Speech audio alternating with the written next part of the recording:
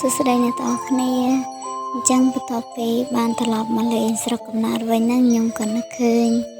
ធ្វើម្ហូបមួយមុខដោយសារតែឃើញបន្លែហ្នឹងវាស្រស់ល្អមែនតើនៅជុំវិញផ្ទះអញ្ចឹងគឺធ្វើទឹកគ្រឿងនឹងឯង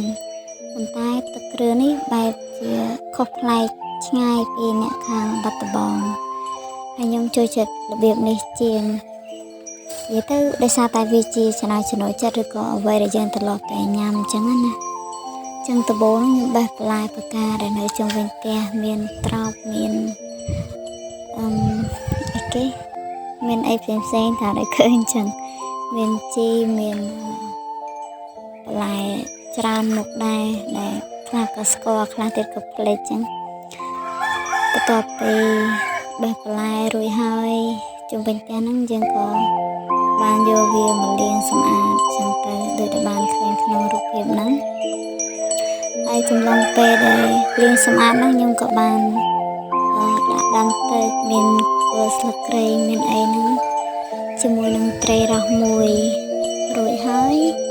តទៅពីត្រីនឹងឆ្អិនហើយបន្លែក៏លាងរួចហើយដែរអញ្ចឹងយើងក៏ចាប់ផ្ដើមធ្វើទឹកគ្រឿងយើងហ្នឹងអញ្ចឹងទឹកគ្រឿងហ្នឹងអត់មានអីច្រើនទេមានត្រីរ៉ស់មានប្រហុកមាន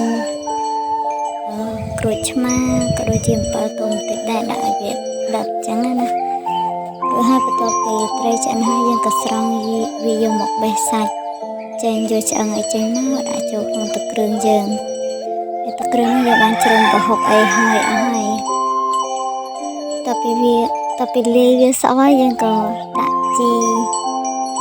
រណាជីអីគេឈ្ងុយហ្នឹងមានក្រូចឆ្មាមានម្ទេសអីដាក់ចូលទៅដាក់គ្រឿងដាក់អីចឹងទៅ